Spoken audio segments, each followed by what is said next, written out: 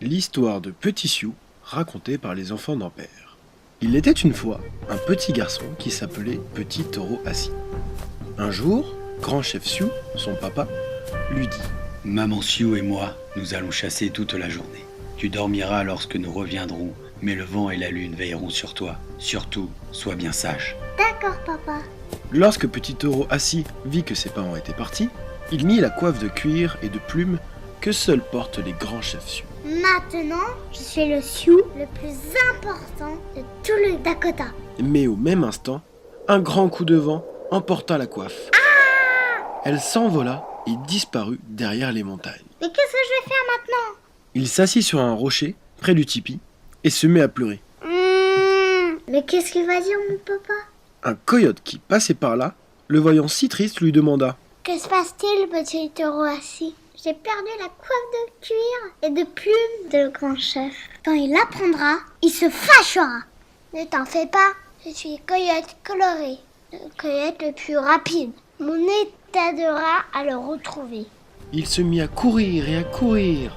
Petit Taureau Assis courait et courait derrière lui.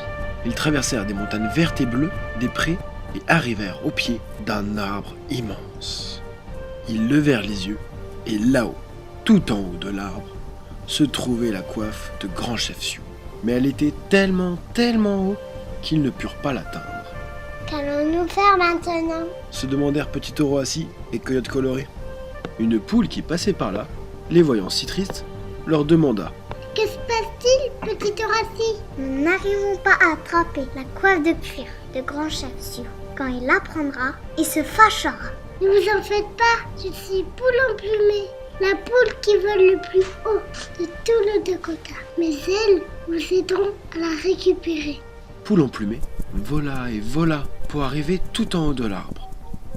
Une fois en haut, elle tira avec son bec Je tire. et la fit tomber.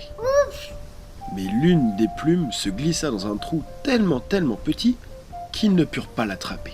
Qu'allons-nous faire maintenant? Se demandèrent Petit Taureau Assis, Coyote Coloré et Poule emplumée.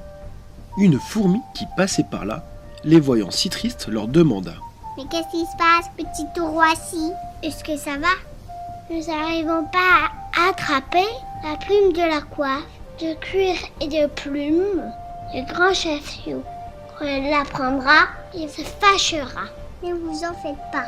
Je suis fourmi noire, la plus forte de tout le pays. Mes petites pattes vous aideront à l'attraper. Elle se faufila à l'intérieur du trou Hop, hop, hop. et au prix de très gros efforts, elle attrapa la plume C'est bon, je l'ai attrapé. et la sortit du trou. Waouh, génial! Merci, fourmi noire. Ils étaient tellement heureux qu'ils se mirent à danser au clair de lune. Ah mince, il fait déjà nuit et je devrais être à la maison en train de dormir.